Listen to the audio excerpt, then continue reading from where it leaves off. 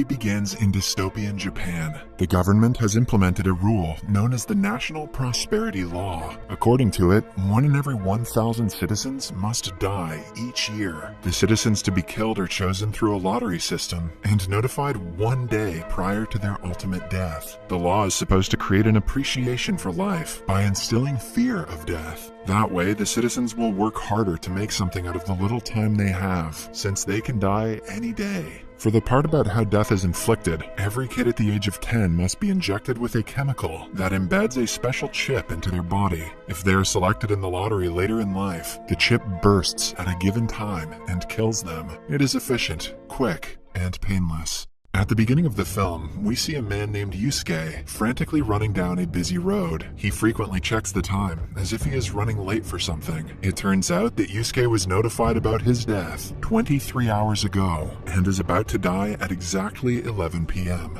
He must do something very important before his death, which is why he is in a hurry. Yusuke ends up in a pub and attacks a man. In high school, the man and his friends bullied Yusuke until he had to be taken to the hospital. They burned his hand with cigarettes and humiliated him daily. In the last hour of his life, Yusuke wants revenge on the guy. However, seconds before he attacks, the clock hits 11 and he dies without fulfilling his last wish. In the following scene, we are introduced to notifiers, the people whose job it is to inform the chosen citizens about their fate 24 hours prior to their deaths. They are specially trained for years before being employed. Since the news of death is not something the government takes lightly, the instructor explains the process of chip placement before telling the notifiers how the law has changed Japan for the better. The national crime rate has decreased by half, while the GDP and productivity have risen dramatically. Everyone listens to the instructor carefully until a man gets up and expresses his dissatisfaction with the law. He claims that it is cruel and makes people live in fear for most of their lives. Before he finishes his speech, some guards pull the man out of the room and send him for punishment. It is then disclosed that anyone who opposes the law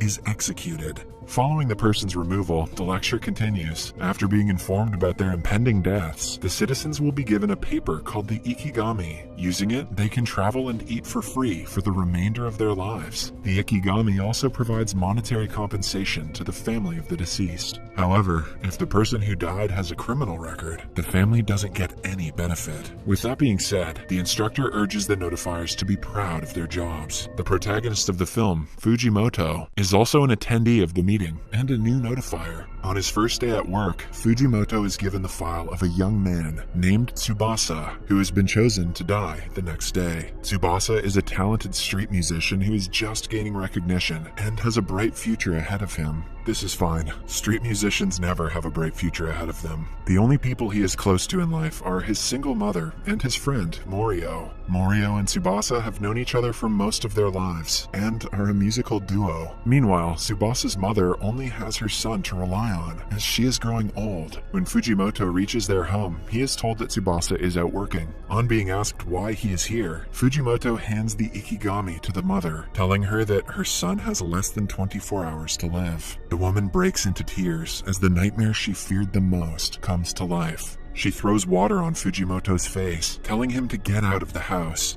Later, Tsubasa returns home and is told about the Ikigami. He hopelessly sits on his bed and remembers all the good times he had in life. The first face that comes to his mind is his best friend, Morio, who he betrayed just some hours ago. A flashback of the days shows us that Fujimoto and Morio were approached by a reality show producer. Fujimoto was asked to sign a deal with the company that would kickstart his career, but to join the show, he had to ditch his best friend. He signed the papers without thinking about it, but now that his death is near, he would rather have his friend than participate in the stupid show. The next day, Tsubasa goes to an expensive restaurant and enjoys a special feast using his Ikigami. Following the meal, he goes to Morio and apologizes for what he did. Morio's anger hasn't worn off yet. Plus, Tsubasa didn't bring him for that dope meal. Hence, he refuses to listen. With nowhere else to be, Tsubasa goes to the studio to take part in the show and make a statement for the last time. He is paired up with a new guy who he is supposed to sing with. Elsewhere, Morio talks to Tsubasa's mother and finds out about the Ikigami. Regretting not talking to his friend for the last time, he quickly turns on the TV to watch him on the show. The performance starts, and Tsubasa ignores the director's instructions, resorting to singing solo rather than with the new partner. Knowing that this is the last time he will sing, Tsubasa pours his heart and soul into the performance, making people feel his music. He manages to accumulate his past, present, and future into a single song and dies right after the performance. His mother breaks down crying alongside Morio. Fujimoto, who is also watching the show, is left in tears. The incident goes viral on the internet and shocks many people. A politician named Kazuko takes advantage of the death and uses it to promote her campaign for an upcoming election. This is the most realistic part of the story so far. Meanwhile, Fujimoto is handed the file of his second client, named Naoki. He goes to the person's house, but no one opens the door. Just when he is about to leave, Fujimoto spots Naoki through a window, about to commit the unthinkable. He quickly breaks into the house and saves Naoki in the nick of time. However, the guy is neither grateful nor happy. He starts hitting Fujimoto, and only stops when someone opens the door to the room. It is none other than the politician Kazuko, who also happens to be Naoki's mother. Upon finding out that he is about to die, she hugs him in tears, but follows it up by asking him to help her in the campaign, since he is sacrificing himself for the national prosperity law. Naoki always knew that his mother was selfish, but the comment still takes him by surprise. He loses his mind and kicks everyone out of his room. Fujimoto returns to his office and reports the incident to his boss. Not wasting more time, he is handed the second file of the day. It talks about a man named Satoshi who has a blind younger sister. His parents died in a car crash long ago, which also took away his sister Sakura's vision. The brother and sister suffered financially after being orphaned and had to live separately since Sakura was a minor. That day, Satoshi goes to her residence and asks her to move in with him because he has gotten a good job at a big company. Sakura is skeptical, having known that her brother was involved in money laundering, but after Satoshi assures her he has left that kind of life, she agrees to move in with him.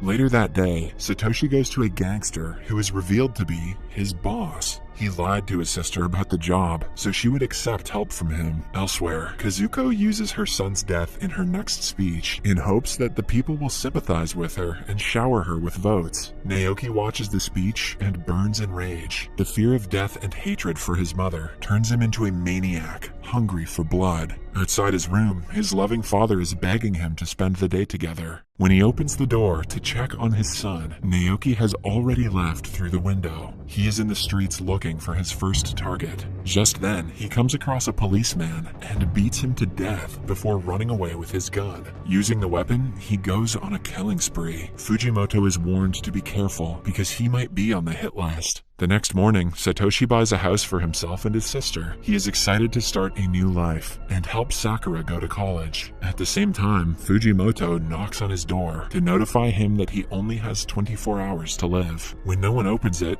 he leaves a number at the door. Upon returning home and calling the number, Satoshi is faced with the harsh truth. He crushes a mirror on the wall in frustration, just like his hopes and dreams were crushed. Later, he goes to meet Sakura, but doesn't tell her about the notice. Instead, he decides to donate his eyes to her right after his death. If his sister gets to see because of him, Satoshi will be happy till the end. But he also knows that she would never agree to go through surgery if she finds out he will be dying. The doctors and staff at the hospital agree to help him keep the secret. They decide to operate the next morning, an hour after Satoshi's death. In the meantime, Fujimoto finds out Satoshi's location and goes to the hospital to give him the Ikigami papers. While they are talking, Sakura overhears the last part of the conversation and asks Satoshi if the Ikigami is for him. He lies that Fujimoto confused him with someone else named Satoshi. Sakura senses that he might be lying, since the time of the Ikigami's death and her operation align. She promises to go through the surgery only after 10 a.m. the next day, because she wants to make sure her brother doesn't die. Satoshi confidently promises her, even though he knows it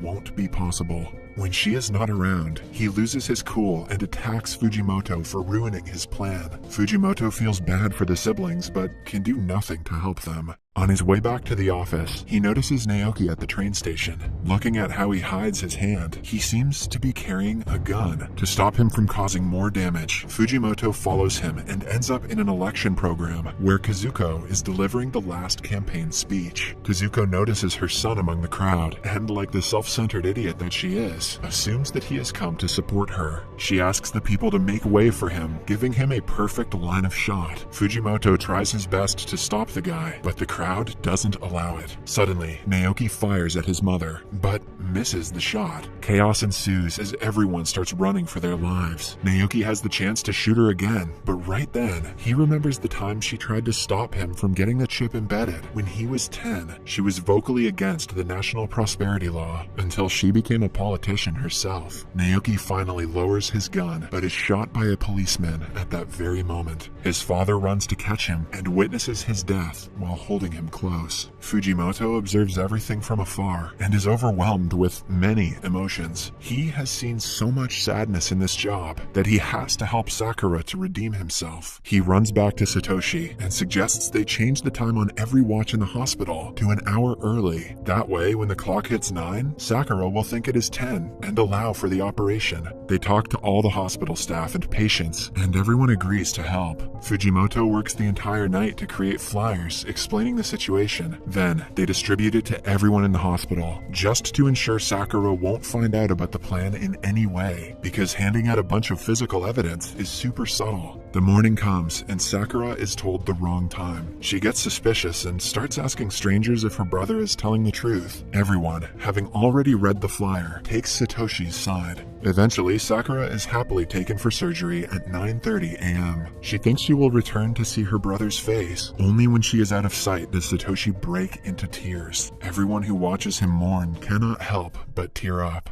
In the following scene, the higher officials from Fujimoto's office are in a re-evaluation meeting. By helping Satoshi in his personal matters, he has breached the employment contract. As a result, his 1 year's worth of salary and bonus is deducted, and he is sent to be trained again. Later, Fujimoto is alone in a room with his immediate boss. He loses patience and claims that the prosperity law is nothing but bullshit. Before he can further express his hate, the boss stops him because they are being watched. He asks Fujimoto to keep quiet until it is the right time to talk, revealing that he is also against the law. Soon, the people will speak, they will protest, and the government will pay for killing thousands of innocent citizens. In the last scene, we see Morio returning to sing in the street in the memory of his friend. Kazuko has lost the election, but her husband's spirit is as good as new. He plans to run in the election next year and remove the prosperity law one way or another. Sakura has also gone through a successful surgery and has regained her vision. She is thankful for her brother's sacrifice, despite being heartbroken about his death. She visits the house he bought for them and finds a mirror as a gift from Satoshi. A note behind it says that she is the most beautiful girl in the world.